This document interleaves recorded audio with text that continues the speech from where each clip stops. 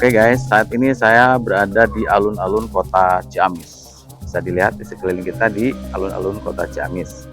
Dan tujuan saya sebenarnya mau berangkat mengunjungi situs bersejarah yang ada di Kabupaten Ciamis, tepatnya di Karangkamulian, yaitu situs budaya yang sudah menjadi objek wisata. Dari kota Ciamis ke Karangkamulian Cijengjing itu kurang lebih 17 km.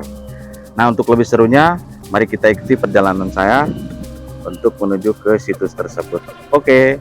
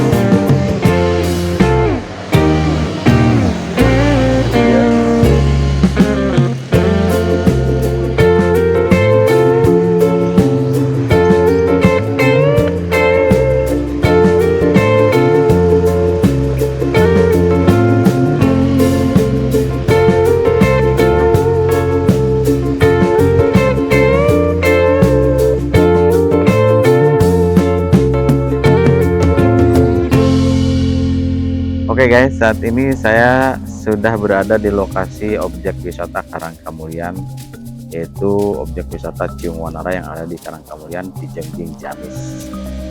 Bagaimana situs-situs yang akan kita lihat atau peninggalan dari kerajaan Galuh dahulu? Apa saja? Kalau dilihat dari tulisannya itu ada 10 kategori peninggalan dari nenek moyang kita, khususnya di kerajaan Galuh. Kita akan mengunjungi dan melihat di dalamnya seperti apa. Yuk kita let's go ke dalam.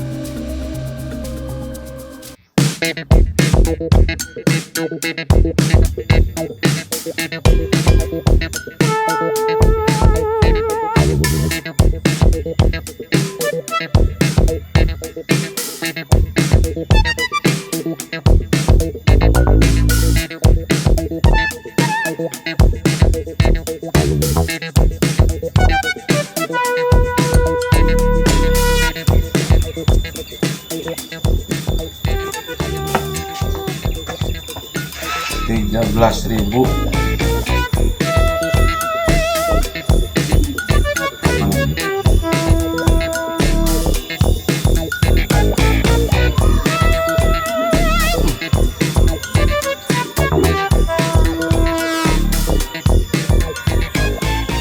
Yuk, Bapak Dabat.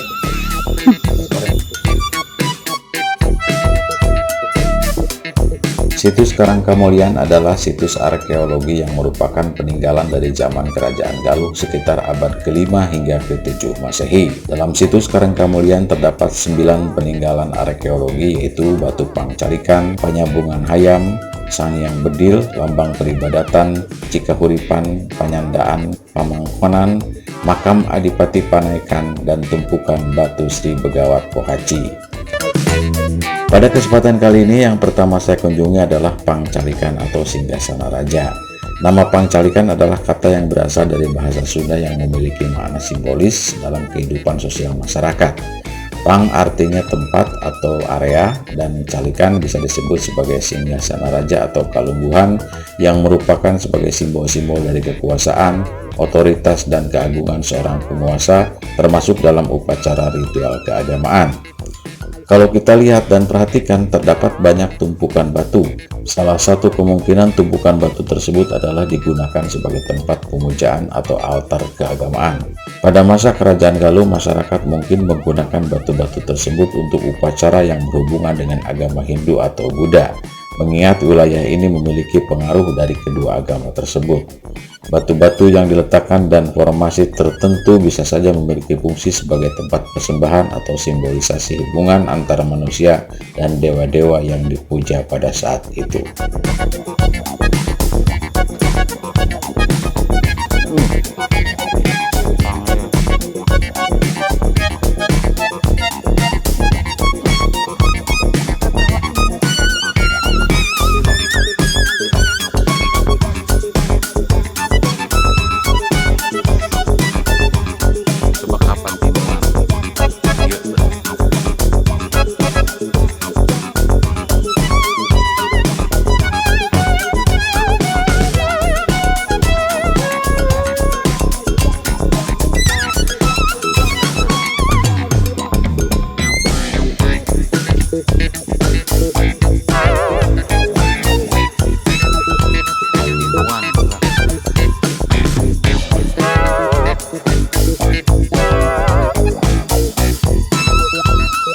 Oke guys, inilah situs kedua, yaitu Pamangkonan.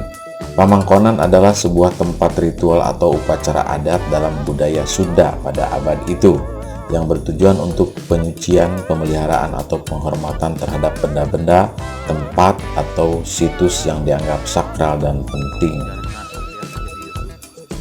Ritual ini menggambarkan bagaimana masyarakat Sunda menjaga hubungan spiritual dengan alam dan leluhur mereka, serta berperan dalam pelestarian budaya dan nilai-nilai agama dalam kehidupan masyarakat. Selain upacara besar, pemangkonan juga bisa terjadi dalam kehidupan sehari-hari, misalnya dalam bentuk perawatan atau penataan tempat-tempat yang memiliki nilai sakral bagi individu atau keluarga, seperti tempat ibadah kecil, rumah, atau tempat-tempat yang dianggap sebagai pusat kehidupan spiritual. Sebagai contoh, seseorang bisa melakukan pemangkonan dengan membersihkan dan merawat benda-benda pusaka atau hiasan-hiasan yang diwariskan oleh leluhur untuk menjaga kehormatan dan agar benda-benda tersebut tetap berfungsi dengan baik.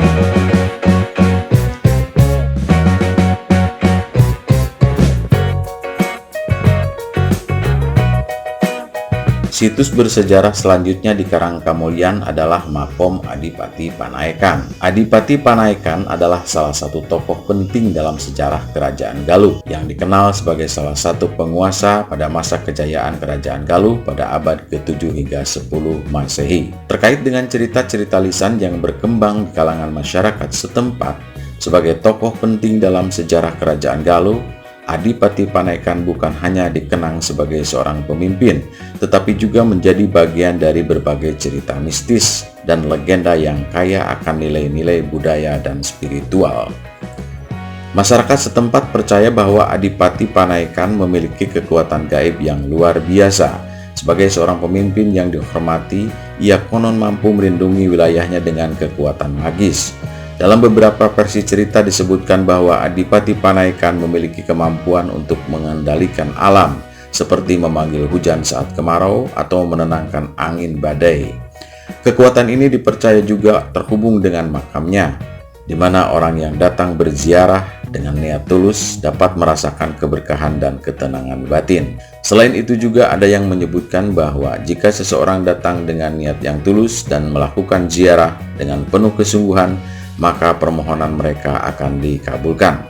Tak heran jika pada saat saya berkunjung pun makam tersebut sedang dikunjungi para peziarah.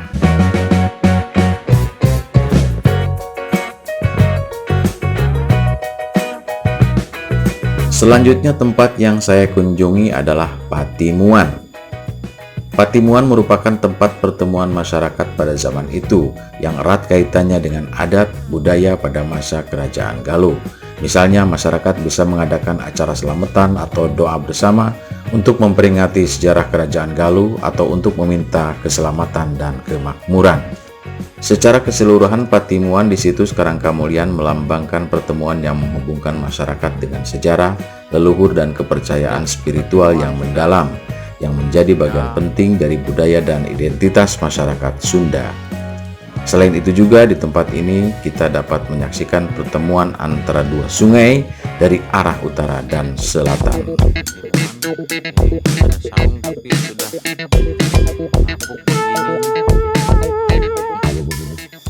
Ini ke sifat tahunan.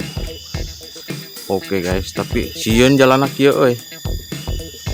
Udahlah, ke sana aja ke sifat tahunan. Sieun barala euy.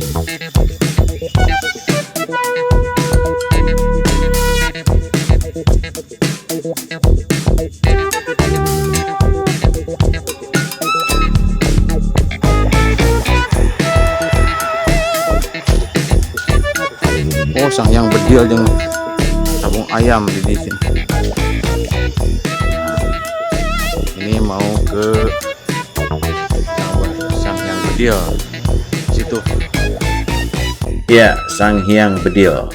Ini lebih merupakan bagian dari mitos dan legenda dalam tradisi masyarakat Sunda yang berkembang dalam bentuk cerita lisan atau bahkan dalam ritual-ritual adat tertentu. Sang Hyang Bedil dianggap sebagai senjata yang tidak hanya berguna untuk pertemuan fisik, tetapi juga bisa digunakan untuk tujuan spiritual. Senjata ini dipercaya memiliki kemampuan untuk mengusir roh jahat atau melindungi orang dari bahaya yang tidak tampak. Ada yang percaya bahwa Sang Hyang Bedil dapat menembakkan kekuatan gaib yang mampu mengatasi masalah tertentu, baik itu dalam aspek fisik atau spiritual.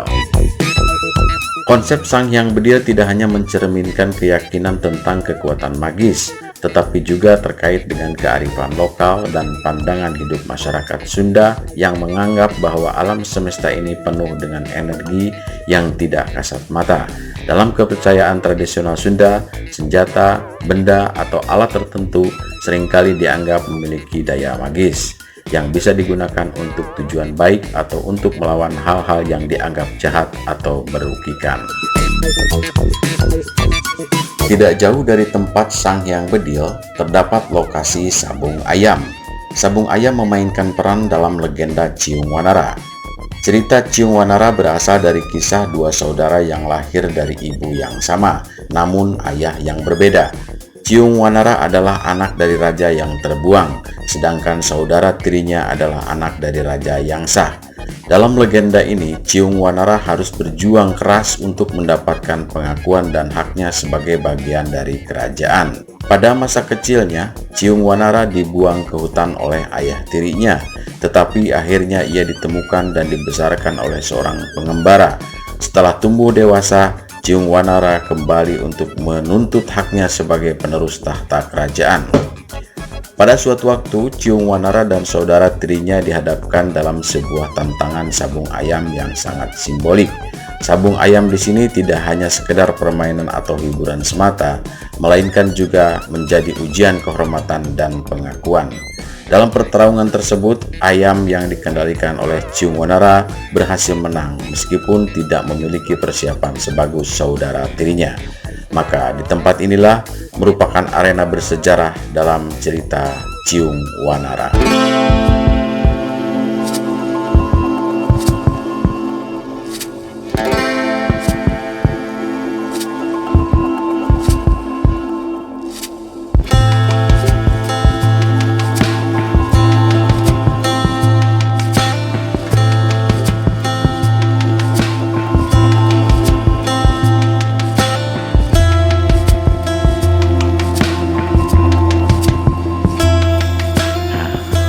Balik dari ke Cikahuripan jeung Panyandaran, berarti ke arah Kaler sana. Yuk kita ikutin aja, mudah-mudahan tidak turun hujan guys. Duh, kalau hujan barabe ya, nggak semuanya kami explore karena sudah mendung saat ini, padahal baru jam 1 sekarang tapi udah pararawek ya.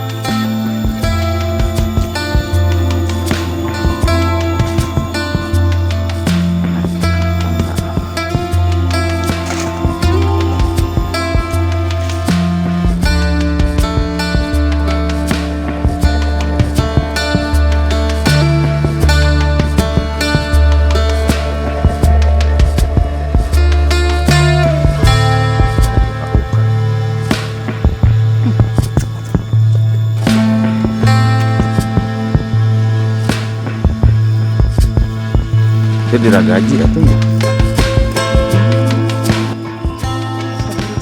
Kumaha tuh? Mau buru-buru teh, kita hujan Kita lain kali aja eksplornya ya. Wah, banyak monyet takut.